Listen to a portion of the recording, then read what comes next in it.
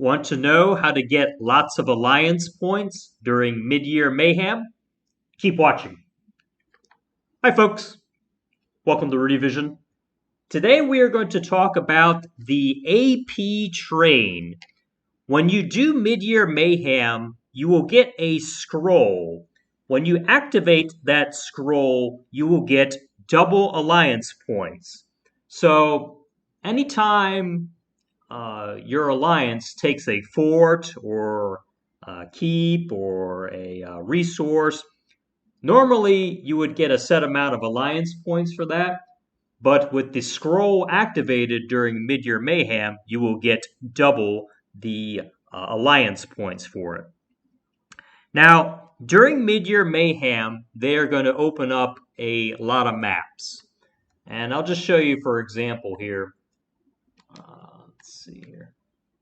You only have like 1 or 2 or 3 choices on a normal week without Midyear Mayhem, but they unlocked about 2 more maps, 2 to 4 maps out of that. And those specific maps, some people will work together to try to farm alliance points. Now, finding these maps can be kind of tricky in the beginning, but once you know the map that they are doing the farm on for Midyear Mayhem, it becomes a lot easier to set yourself up for this AP train.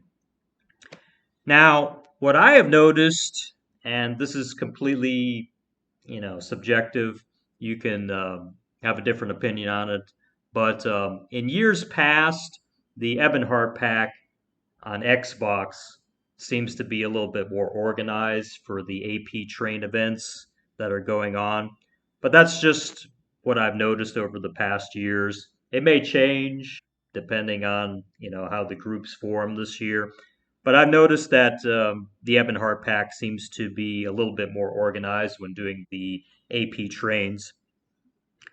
But you want to avoid the Alliance restricted maps. Don't go in those maps because typically there won't be an AP farm that's going on that would be efficient, so to speak. It may change, but typically the wait times on the restricted alliance maps are very long, and when you get in there, they don't tend to work together. That's from my observation. Now, an effective AP farm for the AP train will get anywhere from 100,000 alliance points to 300,000 alliance points. That increases if you have the hammer. Now, I forget the name of it. I think it's called Volderfall. I'm not 100% certain, but it's this big hammer that the PvP people use, and when they use the hammer, it destroys the fort's defenses really quickly. So you can knock down a wall within a matter of seconds, as opposed to several minutes with a bunch of artillery and siege units. And they'll take the keep really fast and so forth. But typically on an AP farm, I'll bring up the map here, they will not go for what's called the Empering. This is the Empering right here. And what the AP train will do is they'll go way deep into somebody's territory, like this keep right here. As you can see with the Ebonheart pack, they're deep into the yellow territory, or the I forgot off the top of my head, but they're deep into their territory.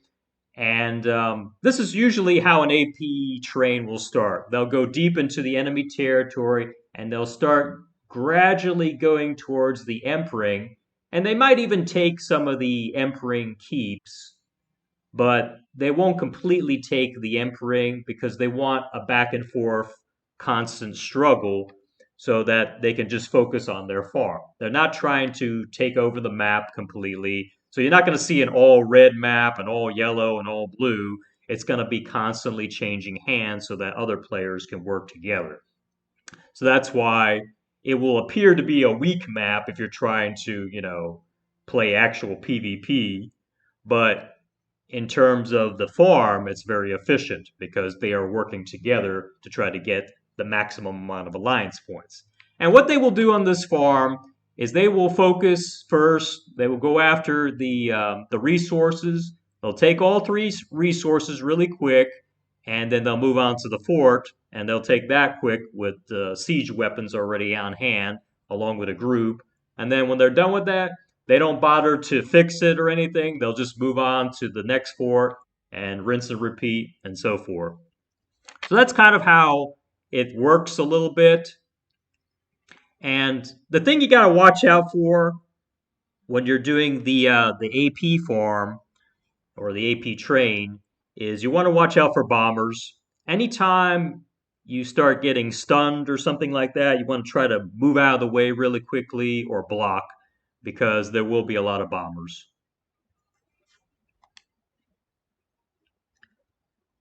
And if you want to try to find an AP train, always look in area chat, because you'll see chats that allude to where they are at on the map to help you find it.